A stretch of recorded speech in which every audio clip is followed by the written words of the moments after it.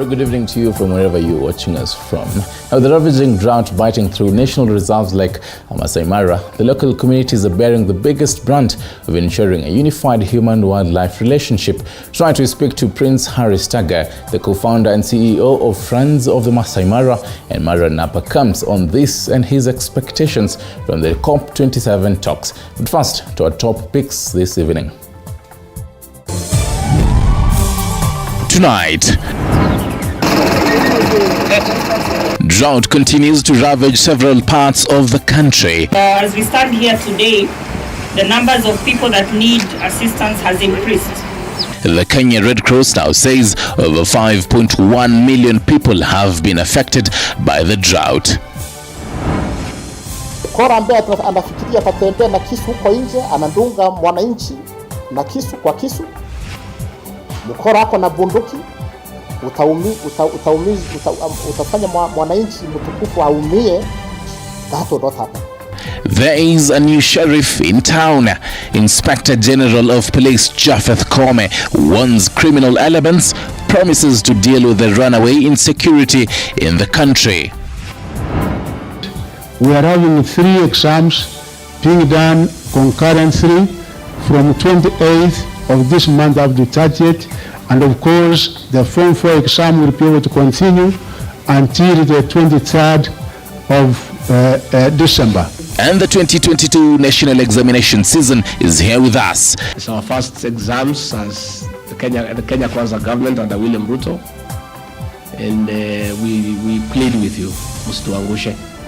Deputy President Rigathi Gachagua launches the 2022 examination season with the KCPE exam set to kick off on the 28th of this month. Many investors on the sign language docket. My name is Stanley Nyeringita. Welcome to the broadcast. Now, despite the heavy rains experienced in some parts of the country, the number of Kenyans affected by drought has risen to 5.1 million. The drought situation is getting worse at a time when the government is investing millions to tame the situation through relief food, provision of water and medical services to the affected counties in arid and semi-arid areas. And as Elizabeth Atino reports, the government has appealed to well-wishers to offer food aid to Kenyans to save the situation. This is the situation in over 20 counties worst hit by drought in Kenya. Red soil, animal skulls, and emaciated residents hopelessly searching for water paint the grim picture of the dire situation in these areas, which has left the government burning the midnight oil to protect Kenyans from the adverse effects brought about by drought at a time when the number of those affected has risen to 5.1 million from 4.35 million.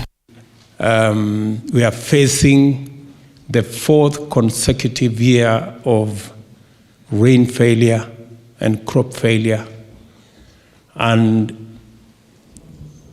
as a result, we have a huge population of our country who do not have food.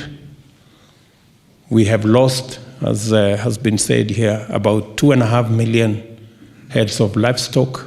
If you just quantify the livestock, we are talking about $1.5 billion in losses. As we stand here today, the numbers of people that need assistance has increased. Education has been greatly affected by the ongoing drought situation, with the Kenya Red Cross in partnership with the Cereal Millers Association launching an initiative to feed 61,000 vulnerable school children as they prepare to sit their national exams. Ni njaa idaumiza watoto. Hata akienda kukalia hiyo mtihani, lakini akona njaa, hawezi fanya hiyo mtihani. Atatoa performance mbaya. The government is now pleading with Kenyans to turn up and contribute food and water to the affected families as they try to cushion over 1,300 families currently benefiting from the ongoing 3-month cash transfer program scheduled to end in December this year. Everyone, 1, 2, 3. The drought situation persists just 6 days after President William Ruto launched a government-funded food distribution drive across 13 most affected counties, targeting 284,000 families. Elizabeth Atieno, TV 47. Thank you, Liz, for that. Now to some matters economy. President William Ruto has promised to manage the public debt in the country, insisting on saving more by cutting unnecessary expenditures, urging stakeholders to work with his government to develop framework of increasing revenues to ensure meaningful development in the country. Elizabeth Mutuku with more.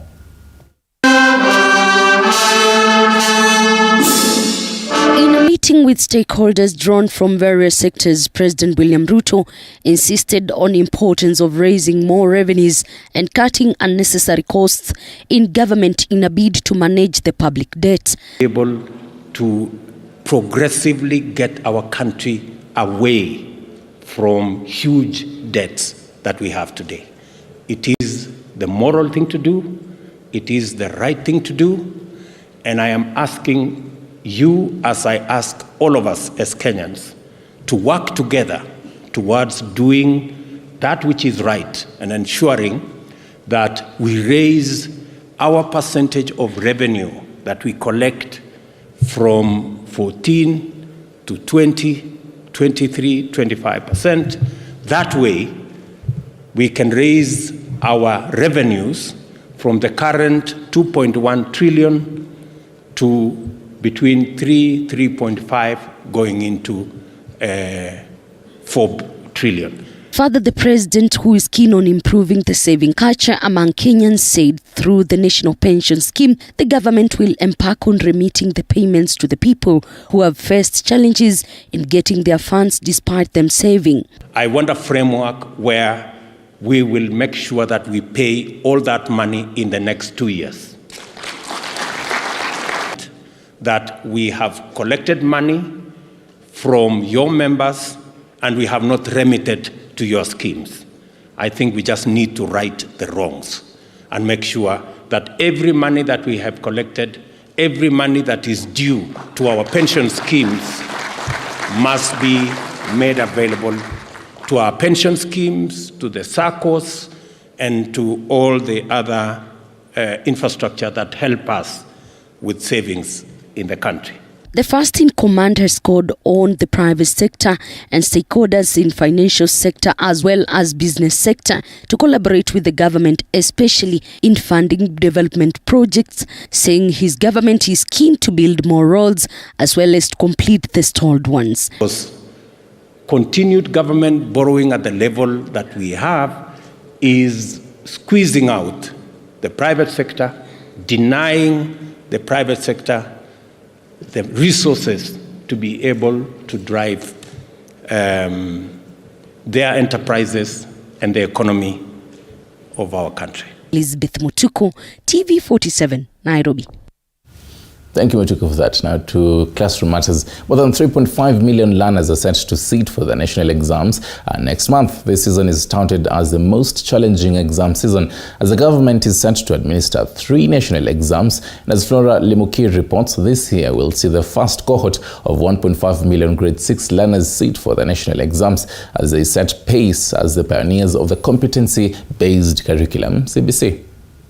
Deputy President Rigathi Gachagua has officially launched the 2022 examination season, with the Kenya National Examination Council (NEC) set to administer 3 exams: the Kenya Certificate of Primary Education exam, Kenya Certificate of Secondary Examinations, and Kenya Private School Education Assessment for grade 6 learners. We are having 3 exams being done concurrently from 28th of this month up to 30th. And of course, the Form 4 exam will be able to continue until the 23rd of December. This has been a special year since there have been 5 national examinations held due to the disruption of the school calendar by the COVID-19 pandemic. It will also be the pioneer year for grade 6 students who are the first cohort for the competency-based curriculum CBC. We are glad the normal academic calendar takes shape early next year. Further, this examination takes place when we, through the Presidential Working Party, are engaging Kenyans on the education system they want. This has been touted as the most challenging year for the education sector, and as Education CS Ezekiel Machogu settles into office, his first assignment will be a testing moment for the new curriculum. Machogu will be the first CS to oversee 3 national examinations. At least 1.3 million learners will be sitting for the KPSEA exams, while another 1.2 million will sit for the KCPE exams, with a total of 800,000 others expected to sit for the KCSE examinations. To ensuring that schools in the hotspots are not interrupted. We'll also go an extra mile for every child in those areas to sit their exams as planned. CS Machogu has urged education officials to be vigilant in order to prevent examination irregularities. We cannot be able to accommodate any kind of malpractice, any kind of leakage, any kind of thing that will be able to compromise the integrity of this national exam. The government will be administering the KCPE exams for the second last time, with the last cohort of the 844 candidates expected to complete primary school education come next year. Flora Limuki, TV47. Thank you, Limuki, for that. And still on matters education, today marks the last day for Kenyans to present their views before the task force committee appointed by President William Ruto to spearhead reforms in the education sector. Kenyans insisting on the need to review the CBC curriculum, with a section calling for its abolition. This story was produced by Emmanuel Haemba. Today marks the last day of the task force appointed by President William Ruto to collect the views on reforms in the education sector from Kenyans. Introduce yourself. A section of the task force members led by Professor Collins Orote today visited Kisumu County, Nyanza region, where students in the area got the opportunity to present their views, at the same time showcasing their talent.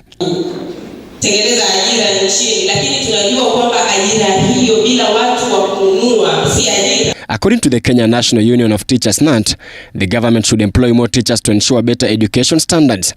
And from January, we are waiting for them to receive 58,000 teachers in the first year, so that the use of staffing is alleviated.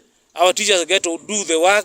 They have enough time to attend to all the children, so that the realization of CBC becomes a success. A section of residents urging the government not to abolish the curriculum, but instead review it. So I want to request the government not to do away with CBC, so that they may retain CBC, because CBC helps our children nurture their talent. CBC also helps the children become a job creators. When they grow up, they are job creators. In Uasin Gishu County, the task force members led by Professor David Some claim residents in the area say CBC curriculum is of burden and hence should be abolished. So parents are not too comfortable. That's the first one. The second one is a question of cost.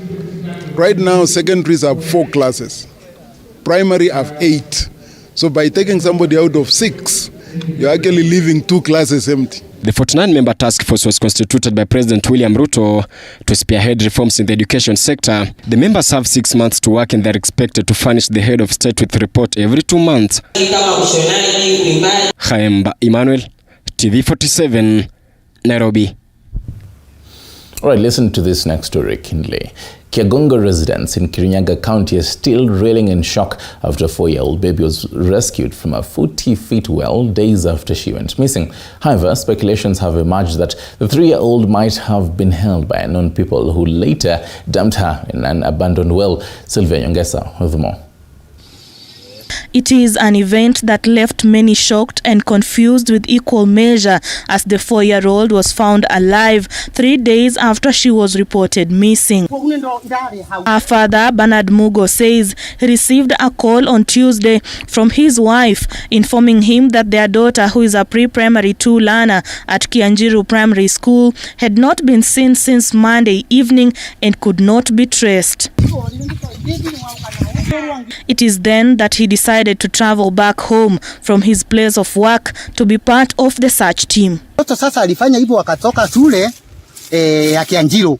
Wakati alifika nyumbani alikuta mama yake hayuko. Hata mimi iko mahali nafanyia kazi mahali mbali, sikukuwa area. Kwa hivyo mama yake wakati alikunja ndiye alienda kwa manemba mahali katoto kanaendanga, akakaangalia kakakosa.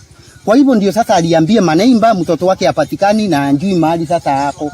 Akaangaliwa akakosa. Sasa kesho yake ndio mimi nilipigiwa simu nikakunja. And after 3 days, Rebecca Wanjiru, a neighbor in the company of her cousin, passed through the abandoned well where they heard a little voice calling for help. Nikarusha kama ya kwanza, nikasikia mtoto amesema, "Mom." Huyo kazini yangu akaniuliza, "Umesikia anje?" Nikamwambia nimesikia ka sauti. Tukarusha mawe mengine tukasikia mam, tukaanza kupiga nduru, vijana wawili wakakuja kutusaidia. Mtu mmoja akaingia kwa simu, hao wengine wakachukua mikanda wakatoa mtoto. However, Mugo now claims someone might have been holding her elsewhere before dumping her in the well on the 3rd day. Wakati tulikuwa tunatafuta mtoto kutoka Monday na Jumanne, hizo siku mbili ya kupatikana kwa hiyo simu, na ilikuwa tulienda kwa hiyo simu tukaangalia kwa masimo yote na hakupatikana, lakini kesho kutwa ndio mtoto alipatikana kwa simu moja. Kwa hivyo anaonekana alitupwa siku ya pili usiku. Mugo's claims have not been verified. The girl is currently undergoing treatment at Kianyaga Sub-County Hospital. Sylvia Nyongesa, TV 47. Now to matters security, Inspector General of Police Japheth Koome has vowed to address the runaway insecurity in the country, putting criminals on notice. This comes as criminal elements continue to wreak havoc, especially in Nairobi's central business district, with cases of mugging and stabbing on the rise. And as Paul Kirobi reports, Kenyans are optimistic Koome will deliver and ensure a safer nation. President William Ruto this evening met the new Inspector General of Police Japheth Koome and the Cabinet Secretary for Interior and Administration of National Government just hours after he was sworn into office. Japheth Koome Chebere, having been appointed the Inspector General of Police. The new IG is taking the heavy responsibility at a time the country is recording higher number of crime cases, with Nairobi County recording high cases of muggings and the runaway insecurity in areas of Baringo, Kerio Valley, Marsabit and Isiolo. Koome promising to deal with the criminal elements.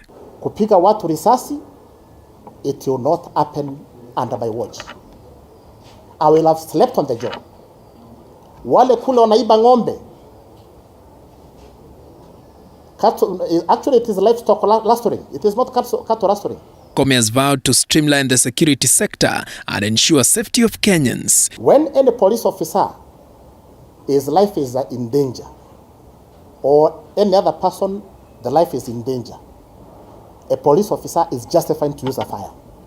The challenges of drug abuse, the challenges of radicalization of our youth, and this is nothing that can be achieved by one agency alone. He is taking up the new job after serving in different capacity within the security department, with the Kenyans now hoping to have a positive change. We need to be secure in order to do our business. We need our children to go to school in a safe environment, our people to do business in a safe environment. Koome becomes the 4th Inspector General of Police after taking the mantle from his predecessor Hilary Mutyambai, who resigned citing health issues. Others include Joseph Boynet, who worked between 2015 and 2019, and David Kimayo. Koome has served in different capacities under the new constitution, being posted in Nairobi as a police constable before moving to the anti-stock theft unit in Gilgil. He also worked in Nairobi as the county police commander.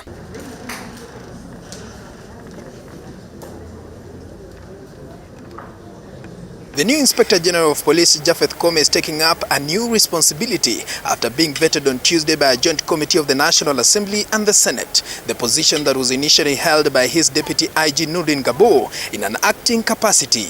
Paul Kirobi, TV 47, Supreme Court.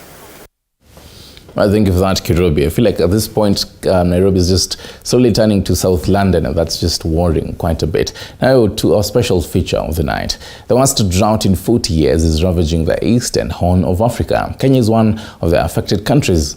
In the eastern and northern parts of the country, millions are struggling to put food on the table. Not only has food become hard to come by, but also other essential services like healthcare. The sexual and reproductive health of women and girls is being being adversely affected as they're moving farther away from health facilities. A reporter Violet Auma has been to Isiolo, one of the most affected counties. She followed a team of volunteer nurses who are going after the women on the move and offering free reproductive health services. Here is her report.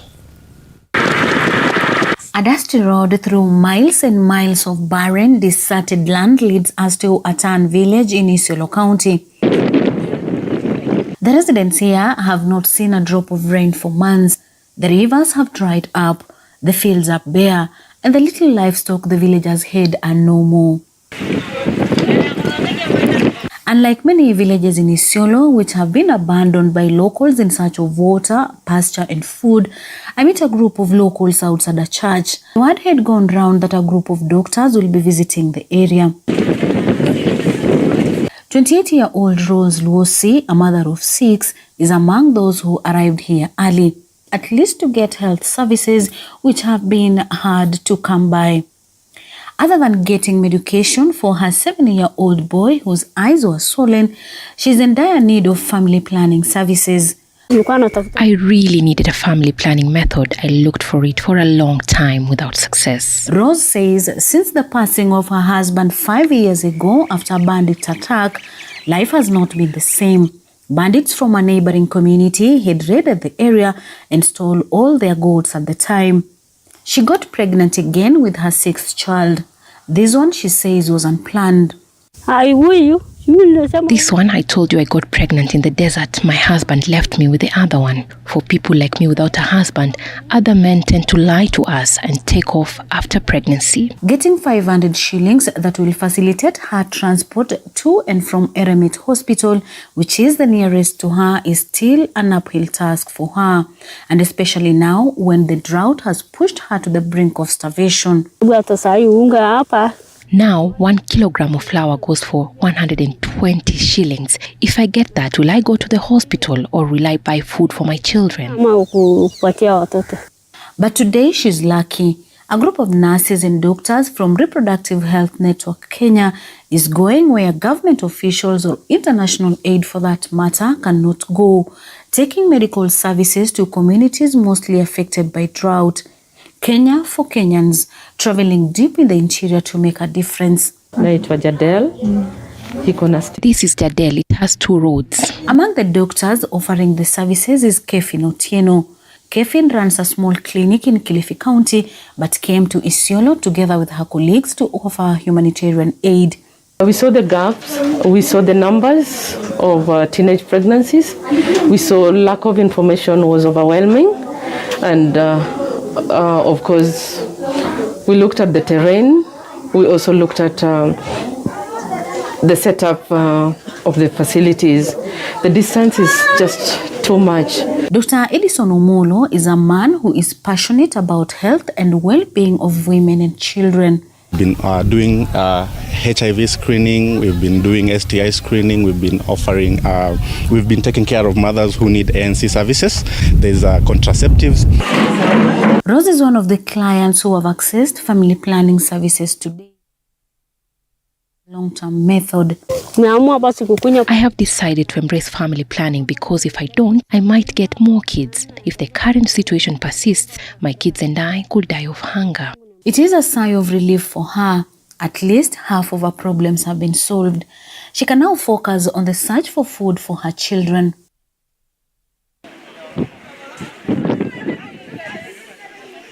For 2 days, I follow the team of nurses as they traverse Isiolo County. Major challenges that we're experiencing is movement, migration. You'll find that we come to a certain location, like today, we've been told that most of the young men and women are actually out in the field very early in the morning to go and look for pastures or something to come and feed their family. We'll keep shifting locations, moving from one location to another, trying to see or to look for these women and girls who are in need of these SRHR services. It is in this unfinished house where nurses have set up medical services where they're offering to locals here. On the other side of the corner, there is a trash where they are able to take weight of the locals whenever they come in. And on the other side, we have 2 tables where they are offering consultation services. The other side, they have set up a table where there is a pharmacy there where locals have just lined up to get medication. And behind me, where there is a white curtain, is where reproductive health services are being offered. In here, Kefin handles reproductive health for tens of women, including offering antenatal care. One of her clients is a 17-year-old Elizabeth, not her real name. She is pregnant and due in 3 months. Deliver in hospital, don't deliver at home. We provide services like long-term and short-term contraceptives at no cost. And we also provide information on where they can get these services in case we leave the county. The Isiolo County Reproductive Health Coordinator, Francisca Kope, says teenage pregnancies is a thorny issue in the area. When we allow them to deliver like that, most of these children die before they reach the age of maybe 5 years due to malnutrition and other problems. President Tome's husband is among those who left with their livestock in search of pasture. Unaona hii ya nyuma, unaona kama ni ile ule wao unasema ndio ya. I'm always confused when you see the younger one. He looks taller than the first one. I decided to go for family planning. She is among those who've got a family planning method today. Because going to Eremet Hospital is 250 shillings and 250 coming back. Where will I get the 500 shillings yet I don't even have food? She says women here shoulder responsibilities amid its challenges of drought, banditry attack, and irresponsible men. Wasamburu, nyuma ya hizi manyumba, ni marisasi basi wa. Samburus were firing guns behind these houses. Our men ran away, leaving us with the children. They refused to help us with their children and ran away. That's why we decided to go for family planning to help us with our problems. Nathome now champions for family planning use in her community. There's no woman here who doesn't use family planning. Maybe those who want to get pregnant. Climate change has worsened the situation. It has severely affected the uptake of sexual reproductive health services in Isiolo County. Isiolo has experienced a reduction of contraception uptake from 39% in 2020 to 37% last year, and the trend may continue due to prolonged drought since many are moving away from health facilities in search of water and food. There are some months that we didn't have the commodities, so that also has contributed. And also this drought, it has made people to move far from where they can get the services. Other than the drought, poverty, early marriages, lack of awareness, myths and misconceptions are some of other challenges that are leading to low uptake of family planning in the region. They tell you this woman has put the family planning without my permission. So remove or I'll cut. We have also changed the name, the family planning, to a more palatable word.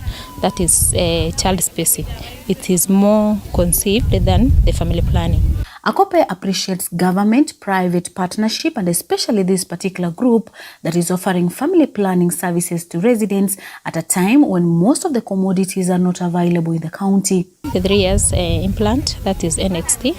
Already we have a shortage in some facilities. They experience extensive commodity stockouts, so they are not there. So women and girls who come to seek for these services, they are referred to other facilities or they are written a subscription to go and buy. They want to feed their families, so really going to buy contraceptives is not something that is on their minds. As the doctors wind up the medical camp in Isiolo, they acknowledge the need of multi-sectoral approach in addressing issues around sexual and reproductive health. We let the services be available. Let the conversation be a dialogue. If we wait, then probably in 5 years to come, we may not have young girls in school. But as that remains to be done, Omolo, Kefin and their team will continue spreading good cheers on women's faces, going where many are hesitant to go, if only to lessen people's burden, even just a little. If we could have gotten information about family planning much earlier, we might be having only 4, 3, or maybe 5 kids.